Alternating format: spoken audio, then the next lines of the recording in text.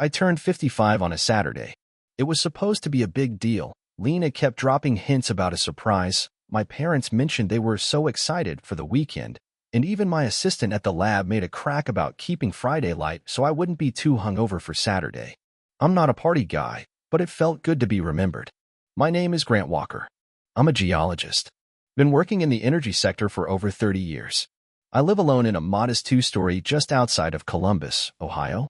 Lena and I bought it 15 years ago, before her career took off and mine started getting labeled old school. That morning, I got up early and started prepping the house. I marinated 2 ribeyes, pulled out the wine glasses we only ever used when Lena's clients came over, and set the dining table for 6. Real cloth napkins. Matching silverware. I even ironed the table runner. It felt a little silly, sure, but Lena had said to be ready by 6. By 5:30, I was showered and dressed, the kind of clean-shaven that left a raw spot under my chin. The wine was chilled. The steaks were resting. The porch light was on. 6 o'clock came. Nothing. I figured maybe they were just late, traffic, last-minute cake pickup, whatever. At 6:15, my phone buzzed. I grabbed it without looking, expecting maybe Lena saying they were 5 minutes out. It was from an unknown number. There was no message, just a video attachment. I hesitated. It was the kind of thing that gives you a bad feeling before you even know why. I tapped the screen. The video opened with a sweeping drone shot of a sunlit coastline, Santorini. I recognized it from Lena's pitch decks. Then it cut to a white stone terrace overlooking the sea, a party in full swing. My wife was in the center, wearing the silk wrap dress I bought her for our anniversary last year. Champagne glass in one hand. Laughing. Standing next to her was Emery Cade. I'd met him twice, once in Denver, once at a gala in D.C. Big money guy. Energy investor. Oil fields in North Dakota, refineries in Louisiana. The man had a Rolex for every day of the week. In the video, Lena leaned into him, laughing, then kissed him. Not a cheek kiss. No one seemed surprised. Not my parents, who were sitting at the next table smiling and clinking glasses with someone from her PR firm. Not Lena's friend Allison, who was filming on her phone like it was just another scene for the highlight reel. I sat down. Not because I was devastated. Not yet. I just needed to sit. The phone slipped from my hand and landed screen up on the table, looping the video. I watched it again. Then a third time. Not out of disbelief, that passed quickly. It hardened into something colder. Not rage. Not grief. Just finality. I didn't text her. I didn't call anyone. I stood up, took the steaks off the counter, and wrapped them in foil. Put the wine back in the fridge. Then I sat down at the head of the table and watched that ocean breeze kiss the back of Emery Cade's neck, over and over. The next morning, the house was still spotless. Table set. Plates unused. The wine sat unopened on the counter like a punchline. Lena's tablet was on the couch, half buried under a cashmere throw. She always logged in, always forgot to log out. I never checked before. I didn't like the idea of snooping. But something about the video, about how planned it looked, gnawed at me. I picked it up. No password. Mail up opened right away, frozen on a thread between Lena and someone named A.B. Allison Berman, her business partner. The subject line read, Emery. Need to keep it clean if anything leaks. I started scrolling. The affair wasn't new. It went back at least 2 years. Flight confirmations, hotel bookings, secret client dinners in Houston and Vancouver. Then the jokes. My name, my work, all reduced to punchlines in her inbox. He's like a walking geology podcast. Dry as shale. I swear, he thinks writing field notes and pencil makes him Hemingway. If he ever found out, he'd probably just take a core sample of his own heartbreak. I couldn't breathe for a second. I'd built a life on discipline, lab reports, fault maps, field studies. Facts. Evidence. So this? This felt like being told gravity was a hoax. I didn't throw the tablet. I didn't yell. I took it to the kitchen, powered it off, and placed it neatly beside the coffee maker. Then I did something I hadn't done in years. I posted on my blog. It was nothing dramatic, just a photo of me at a trailhead outside Bozeman. Gray in my beard, arms crossed, t-shirt snug over a frame that still earned second glances at the gym. Caption, still climbing. The blog wasn't exactly high traffic. Mostly energy sector folks, a few grad students, a handful of old field hands who still respected the rock over the politics. But I knew Lena followed it. The post went up at noon. By 12:30, my phone started buzzing. First, a call from a number I didn't recognize. I let it ring out. Then Lena. Then my parents. Then a withheld number. I figured it was Emery's PR team. Corporate wolves in bespoke wool, trying to plug the leak before it hit the investor boards. By one, Clara texted. You okay? You look dangerous in that photo. Want company? Clara was my junior tech at the consultancy. Smart, loyal, sharp-tongued. Always laughed a little too hard at my dry jokes. She was also 10 years younger and recently single. I didn't respond right away, but I remembered the company retreat in Arizona. The pool. The way she looked at me when she thought I wasn't watching. Later that day, I texted back. Drinks? We met at a quiet spot near the river. Clara wore a white blouse that floated like a secret and smiled like she knew exactly what she was doing. We took a selfie. Her hand was on my shoulder. My expression said nothing, but my posture said everything. She posted it to her stories. By midnight, I had 5 voicemails. The narrative was shifting. Lena's circle was in panic mode. And for the first time in weeks, I wasn't the one chasing clarity. I was the one causing it. The house didn't feel like mine anymore. It felt like a showroom I was squatting in full of things I'd bought but no longer recognized. Lena's scent still clung to the hallway, sweet and chemical, like flowers dipped in plastic. Her spa robes hung untouched behind the bathroom door. The white one still had a price tag. I opened the bedroom closet. 3 drawers were filled with beauty products she never used, samples from client campaigns, barely opened. Beneath them, I found a stack of unused journals, all gifts I'd given her over the years. For when you need space to think, I'd said once. She never wrote a word in any of them. In the bottom drawer of my own nightstand, I found one of my old field notebooks. Brown leather cover, corners worn soft. Inside were scrawled maps, mineral samples taped in with care, and a sketch of Lena from our first trip to Montana. She was laughing, sitting on a boulder with her boots off, flipping through rock samples like they were tarot cards. I sat on the edge of the bed, notebook open on my lap. Then my phone buzzed. It was a text from a number labeled Private Media Drop. I clicked the link. It opened to a drone video, another one. This time in Montana. A luxury hot spring retreat I'd once looked at for our 10th anniversary, but we never booked it. Couldn't afford it back then. Lena was in the water, chin tilted toward the sun. Beside her, Emery Cade. Shirtless. Glass in hand. Think we could build something real here? She asked him, in a voice that made my skin crawl. He smiled, slow and smug. It's already begun. We're rewriting everything. I watched them float in my dream. Our dream. I didn't cry. I didn't shout. I stood up, walked downstairs, and opened the liquor cabinet. I pulled out a bottle of Blanton's I'd been saving since a client gave it to me last Christmas. I poured 2 fingers, then 2 more. The bourbon burned, but it was clean, pure. By the fireplace, I spread out the remnants. Our wedding contract, printed on thick cardstock with our vows handwritten in the margins. The old expedition plans, annotated, folded, coffee-stained from our field kit. A photo from when we first tagged an ice core together in Alberta. I fed them to the fire one by one. Not out of spite, not to erase her, but because those dreams weren't real anymore. The notebook, though, I kept that. Tossed it in my duffel with a fresh set of field clothes and my old boots. If she wanted to rewrite our history, fine. But I still knew how to find truth in the rock. It was raining hard the night she came back. Not a soft drizzle, either. It was the kind of rain that pounded the cabin roof like it was angry I existed. I'd left the house 2 days after the second video. Drove 12 hours west without telling anyone. No GPS, just instinct and habit. I ended up at the old timber frame cabin outside Red Lodge, Montana. It was where I used to take core samples during my consulting years. Remote. Solid. Quiet. I was chopping wood behind the cabin when her car showed up. Black Escalade. Corporate rental. Out of place among the pines. I heard the door slam, then the slap of stilettos on wet gravel. I kept my back turned until I heard her voice. Grant. Just my name. Soft and cautious, like she was asking permission to exist. I didn't move. I didn't know where else to go, she added. I needed to see you. When I finally turned around, I almost didn't recognize her. Her hair was soaked, makeup running. Her trench coat clung to her frame, heels sinking into the mud. She looked expensive and fragile, like something that didn't belong outside. You could have called, I said. I did. You didn't answer. I dropped the axe into the chopping block and wiped my hands on my jeans. Figured you were busy building a new legacy. She winced. That video wasn't supposed to get out. That's your biggest concern? That it leaked? No, of course not. I just God, Grant. I didn't plan any of this. I crossed my arms. You planned Santorini. You planned the PR reel. You planned my parents sitting next to a man I've never had a real conversation with. She stepped closer. It got complicated. You were always out in the field, or off chasing rocks and ice, and I supported you.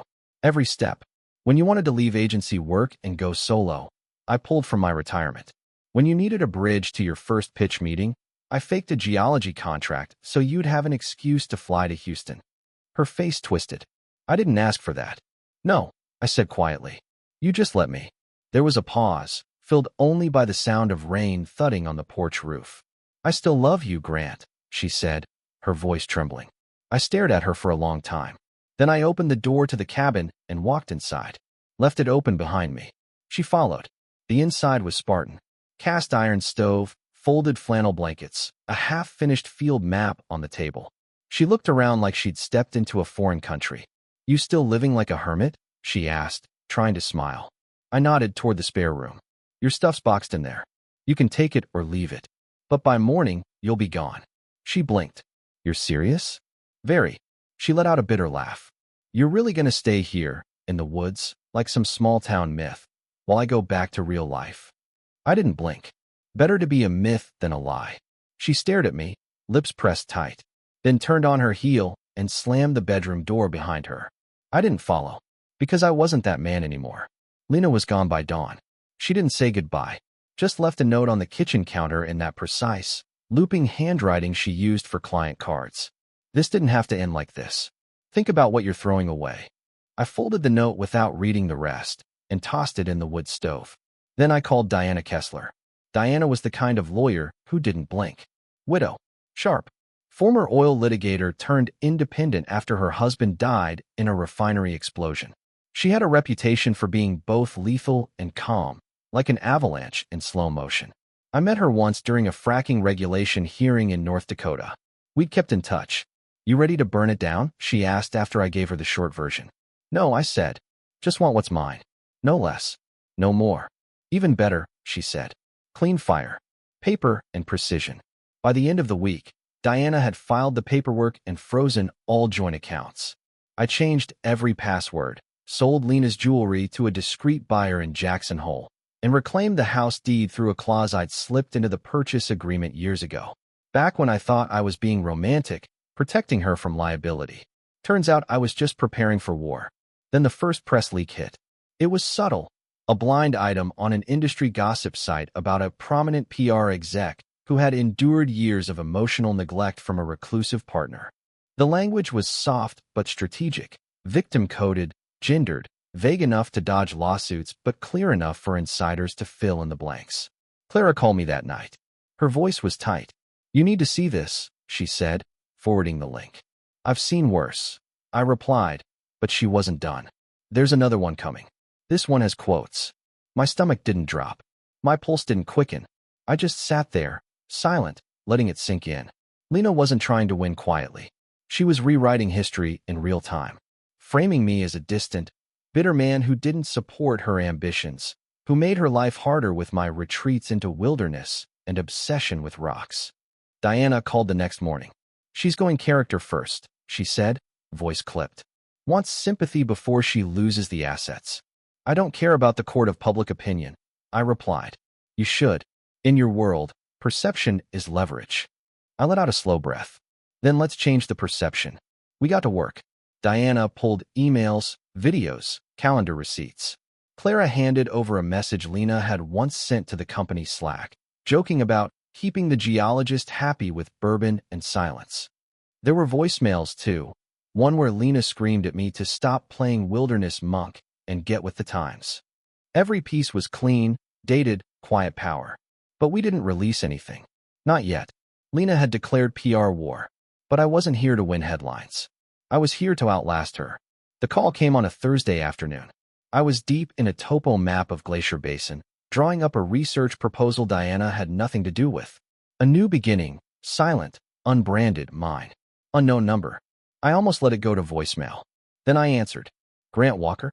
The voice was smooth, practiced, money in its tone. This is Emery Cade. I leaned back in the wooden chair, pencil still in hand. You lost? Emery? A pause. Then a polite chuckle. Not at all. I figured it was time we had a man-to-man. Is that what this is? I said, voice flat. Look, he sighed, tone softening. This whole thing's gotten messy. The leaks, the legal noise, the narrative. It's not good for anyone. I didn't reply. I just wanted you to know, he continued. Lena told me you two had an arrangement. That she could explore options. That your marriage was more of a technical partnership. I closed my eyes. Of course she did. Rewriting history wasn't enough. Now she was backdating the betrayal. Turning our life into a polite open marriage to cover her affair in public.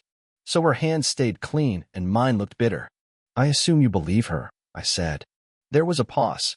Then Emery said, she's convincing. And the last thing I need is to be dragged into a domestic situation that looks like a scandal.